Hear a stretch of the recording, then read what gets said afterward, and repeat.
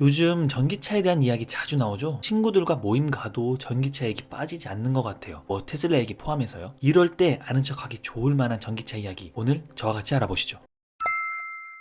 요즘 전기차 판매량이 과거 대비 많이 증가하고 있는데요. 실제 데이터를 확인해보니 진짜 그렇습니다. 국내 기준 2020년 대비 2022년에 무려 3배가 많아졌어요. 그런데 과거부터 쭉 겨울만 되면 전기차 주행거리가 짧아진다는 말이 계속 나온단 말이죠. 도대체 얼마나 차이가 나길래 계속 이런 말이 나오냐. 몇 가지 차종에 대해 제가 한번 알아봤더니 불만이 나올만 하더라고요. 현대차 아이오닉 6의 경우 약 21%, 테슬라 모델 Y는 약 20% 정도 겨울에 주행거리가 줄어드는 것으로 확인되었어요. 심지어 폴스타2는 31%나 줄었단 말이죠. 이 정도면 전기차 차주들의 불만이 없는 게 이상한 것 같아요. 그렇다면 기존의 내연기관 차량, 그러니까 기름 태우는 차들은 이런 얘기가 없었단 말이에요. 유독 전기차에만 왜 이런 불만이 있는 걸까요? 대표적으로 두 가지 이유가 있습니다. 하나는 배터리 효율과 관련된 문제고요. 다른 하나는 난방 시스템의 문제예요. 전기차는 움직이는 에너지 전부를 배터리를 통해서 공급받아서 배터리의 효율이 정말 중요하단 말이에요. 그런데 온도가 낮아지면 효율이 매우 낮아질 수 있어요. 20도 대비 0도에서 배터리 성능이 34% 감소한다는 연구 결과도 있더라고요. 물론 전기차에서는 배터리 효율이 이렇게 많이 낮아지지는 않도록 배터리 온도를 관리해 주기는 하지만 이것도 한계가 있고 열 관리를 해주는 것조차도 배터리 에너지가 사용된다는 거죠. 그러니 겨울철에는 주행거리가 줄어들 수밖에 없는 거예요. 또 다른 이유는 난방 시스템이에요. 기름 태우는 차들은 엔진에서 나오는 열을 활용해서 내부 히터를 돌려요. 그런데 전기차에는 이렇게 사용할 만한 열원이 없단 말이에요. 그래서 배터리 에너지를 사용해서 히터를 돌려야 하는데 이게 또 효율까지 안 좋아서 주행거리가 계속 줄어드는 거죠. 뭐 요즘 나오는 전기차들은 히트펌프라고 에어컨을 반대로 작동시켜서 히터에 사용되는 전기 에너지를 많이 줄여주고 있다고는 하는데 우리 여름철에 에어컨 틀면 연비 나빠진다는 말 많이 하잖아요. 겨울에도 계속 에어컨 틀고 다닌다고 생각해보면 연비는 당연히 낮아질 수밖에 없는 거예요. 실제 미국 자동차협회의 2019년 연구에 따르면 영하 7도씨에서 5개 자동차 모델을 실험한 결과 실내 난방을 하지 않았을 경우 주행거리가 12% 줄었는데 난방을 했을 경우에는 무려 41%나 줄었다는 결과도 있더라고요. 이처럼 겨울에 주행거리가 줄어들 수밖에 없는 건 전기차의 숙명인 것 같습니다. 그럼 겨울 말고 여름에는 전기차 괜찮은 거 맞아? 왜 여름에는 이런 불만이 없는 거지? 하는 의문이 생기더라고요. 그런데 실제 무더운 여름에도 주행거리가 감소하는 건 사실이지만 겨울철 대비 그 감소폭이 크지는 않고 과거부터 에어컨을 켤면 연비가 나빠진다는 말에 익숙해져서 그런지 여름에는 좀 주행거리에 관대해져서 불만이 적은 건 아닐까 생각되네요.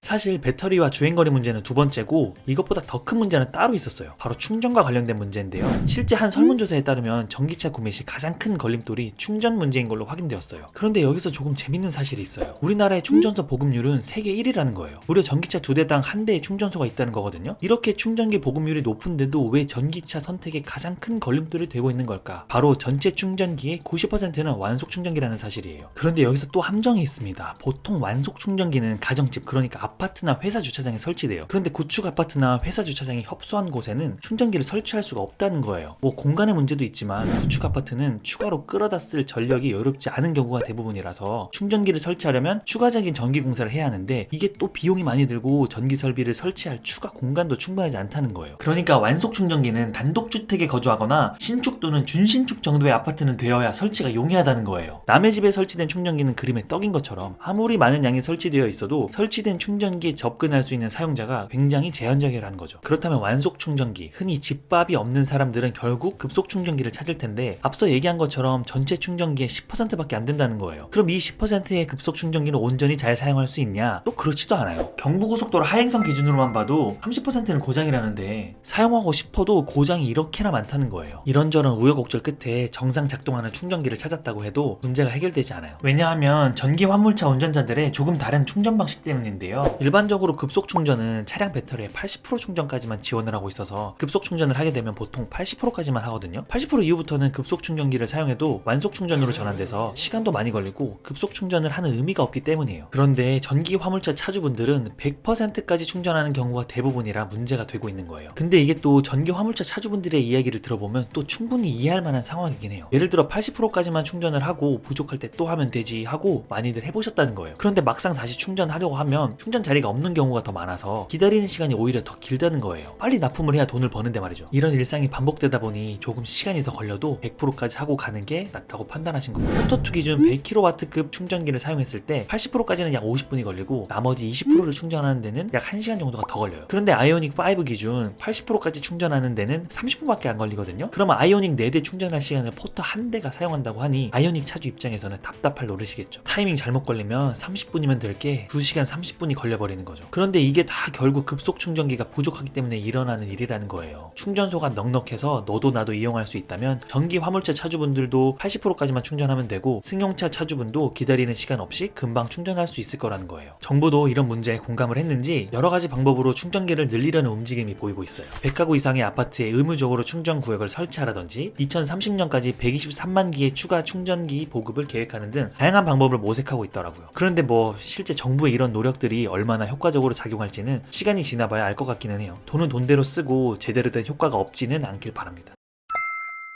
이런저런 불편함도 상당한데 이쯤 되니까 정말 전기차가 친환경차는 맞는 거야? 라는 의문도 들더라고요. 그래서 제가 좀 알아보니까 우리가 흔히 생각하는 그런 친환경차는 아니더라고요. 저도 그렇고 여러분 모두 전기차는 석탄 연료를 사용하지 않아서 온실가스를 배출하지 않고 그래서 친환경차다라고 많이들 생각하시잖아요. 그런데 정말로 그런지 알아보기 위해서는 전과정 평가라는 개념을 먼저 알아야 해요. 전과정 평가는 제품의 환경 영향도를 판단할 때 제조 공정에 필요한 원료의 채취부터 가공, 제조, 수송, 사용, 폐기까지 모든 과정에 걸쳐 분석하고 평가하는 방법이라고 해요. 국내에서 진행된 연구 결과를 봐도 전기차가 기존 내연기관차 대비 드라마틱하게 온실가스 배출량이 적진 않더라고요. 심지어 하이브리드차와 비교하면 전기차의 온실가스 총 배출량이 더 높은 걸 알 수 있어요. 물론 전과정 평가는 에너지를 운반할 때 어떤 운송수단으로 운반을 했는지, 전기를 생산하는 발전소에서 어떤 형식으로 발전을 했는지에 따라 다양하게 달라질 수 있습니다만 뭐 어찌됐건 우리가 흔히 생각하는 그런 친환경차는 아니라는 거예요. 그리고 배터리 무게가 워낙 많이 나가다 보니까 내연기관 자동차 대비 전기차의 무게가 좀 많이 무겁거든요. 뭐 한 500kg 정도? 그렇다 보니 도로의 충격과 손상도 많이 주고 미세먼지를 더 많이 발생시킨다는 주장도 있더라고요. 이 정도까지 왔으면 더 이상 전기차가 친환경차라고 말할 수는 없을 것 같아요. 그렇다면 왜 정부도 그렇고 모든 사람들이 전기차가 친환경차이고 미래의 자동차라고 얘기하는 걸까요? 바로 전기차의 활용 가치 때문인 것 같더라고요. 이게 무슨 말이냐? 에너지 저장 장치로 활용할 수 있다는 거예요. 쉽게 요즘 전기차로 캠핑하시는 분들 보면 전기를 전기차에서 끌어다 쓰잖아요. 이게 V2L이라는 개념인데 야외에서 전원 공급용으로 전기차 배터리를 활용한다는 거예요. 이런 개념 외에도 주택이나 건물에 전력을 공급하는 V2H 또는 V2B 개념, 기존 전력망에 연결시켜서 전력망의 안정성을 높이는 데 활용하는 V2G라는 개념도 있더라고요. 실제 21년 2월 미국 텍사스주에서 발생한 정전 사태에 전기차 배터리를 가정의 전력원으로 사용한 사례도 있고요. 아이오닉5 차량 한 대로 일반 가정집 10일치 전력을 감당할 수 있다고 하니 말이 안 되는 건 아닌 것 같아요. 특히 심야 시간에 버려지는 전기를 전기차 배터리에 저장해뒀다가 전력 사용이 많은 낮 시간에 활용하는 방안도 고민하고 있는 것 같아요. 실제 작년 11월 전기차에 저장된 전기를 재판매할 수 있도록 정부에서도 정책을 추진하고 있고요. 이렇게 되면 전기차 차주분들은 전기를 재판매해서 유지 비용도 절약할 수 있을 것 같아요. 단순히 배터리에 저장된 전기를 활용할 수 있는 것 외에도 사회적으로도 많은 비용을 절약할 수 있어요. 우리 여름철만 되면 에어컨 사용으로 전력이 부족하다는 말 뉴스에도 많이 나오잖아요. 그래서 뭐 발전소를 더 지어야 한다는 말도 많고요. 그런데 전기차 보급이 확대되고 앞서 얘기한 V2G 개념이 널리 활용되면 상대적으로 사용량이 적은 심야 시간에 전기차 배터리에 전기를 모아뒀다가 한여름 낮 시간, 그러니까 전력이 피크 칠 때 이 전기를 사용하면 여름마다 전기가 부족하다는 얘기도 많이 없어질 거고 발전소를 더 짓거나 유지 관리하는 사회적인 비용도 많이 아낄 수 있을 것 같아요. 실제 심야 시간에 버려지는 전기가 엄청난 걸 고려하면 말도 안 되는 이야기는 아닌 것 같기도 하고요. 아무튼 오늘은 전기차에 대해 알아보았는데요. 아직 전기차를 이용하기 불편한 점이 많이 있는 건 사실이지만 궁극적으로 가야 하는 길은 맞는 것 같아요. 기술적인 문제도 아직 많고 해결해야 할 사회적인 이슈들도 많이 있을 텐데 긍정적인 방향으로 고민하고 제도적으로 먼저 자리 잡게 해서 우리나라가 전기차는 물론 에너지 선진국으로 한 발 앞서 나가면 좋을 것 같습니다.